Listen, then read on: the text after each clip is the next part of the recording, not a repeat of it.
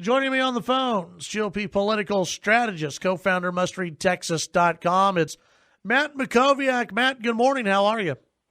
Morning, Chad. I'm doing great. How about you? Doing great. A lot to talk about today. Donald Trump is President-elect Trump, and there were a lot of people who did not see that coming. And I don't know if you've been watching the on Showtime, The Circus, but it just shows you how many people got this completely wrong.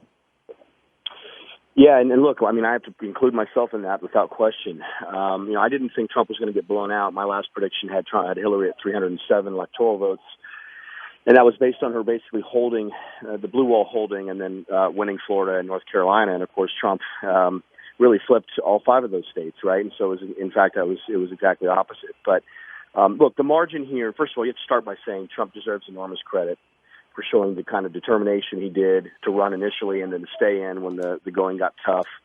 You know, he had a message. Hillary had almost no message. He was able to create enthusiasm. Enthusiasm trumped ground game this cycle because of the way that Trump ran.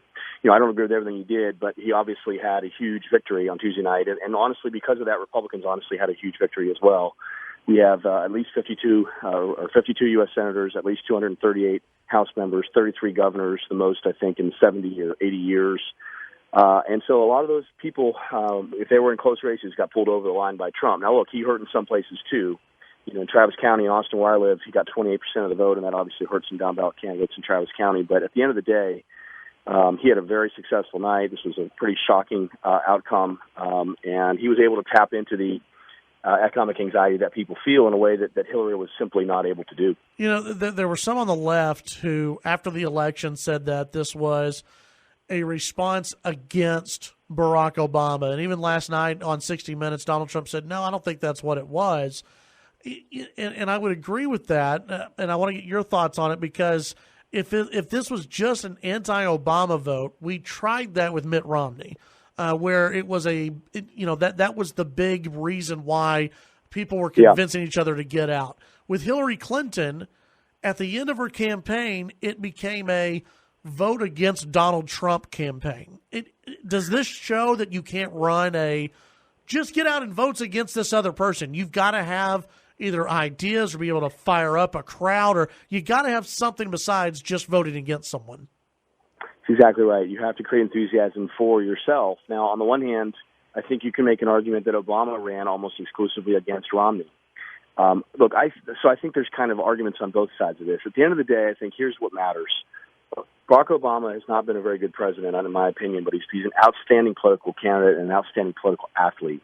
I think we've seen that. In 2008 and 2012, he was able to build a coalition, the coalition of the ascendant, millennials, African Americans, Hispanics, college-educated women, in a way that delivered him sweeping victories against two candidates that were well known in John McCain and Mitt Romney. What's also clear, though, is when he's not on the ballot, the enthusiasm that exists for Obama does not exist for other candidates. Right? In 2010, Republicans won 63 House seats, larger sweep and swing than any time in the history of the country, including in 1994. They won massive Senate seats as well, both in 2010 and 2014. And so the real question was, in 2016, in a presidential year, when you had higher turnout, presumably higher minority turnout, was the enthusiasm and the ability that Obama had to develop that coalition going to be transferable to another candidate? And look, the Obamas did just about everything they could possibly do to elect Hillary and to disqualify Trump. And that didn't work.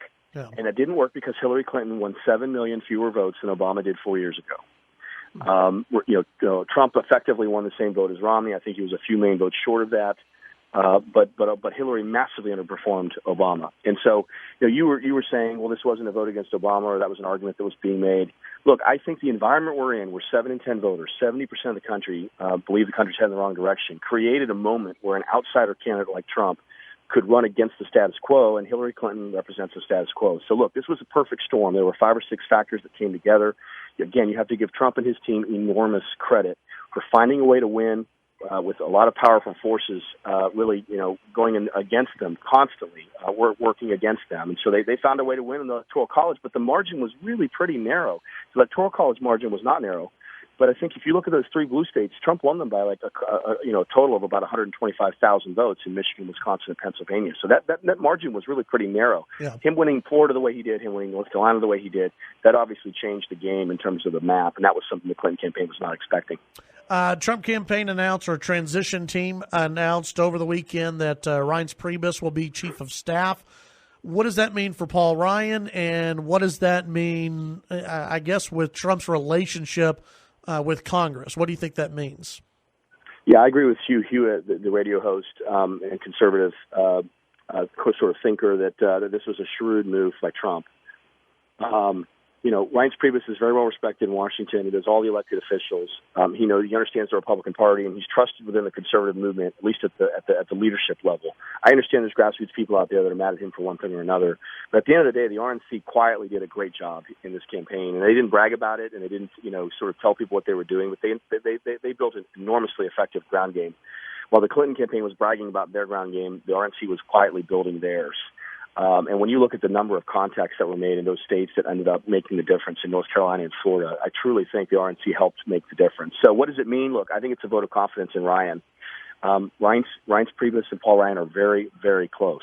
Not just that they're from the same state, but they're true friends, and they work closely and they speak all the time. And so having a person in that role is a shrewd move, because Trump is not going to be successful if he cannot move an agenda through Congress. And obviously Speaker Paul Ryan holds the keys to that, at least in the House, where you have 238, at least, House Republicans when you need 218 votes. So they have a 20-vote margin. We'll see what they can do and what they can agree on. I think the first 100 days can be very successful.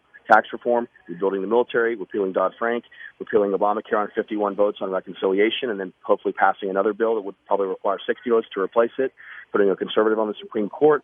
Trump wants to do an infrastructure bill, which I think will attract Democratic votes. There's a lot that can happen in the first 100 days if they really know what they're doing and they're strategic about it. And I think Priebus makes all that more likely. Whether you like him or not, or whether you're happy or not, you want someone as White House Chief of Staff who knows what they're doing, who understands Washington, who has trust on both sides, and can really help enact an agenda, and I think that's what Priebus can do. Do you think there will be any serious challenge to Paul Ryan? It seems like all that talk has kind of died down after Trump won.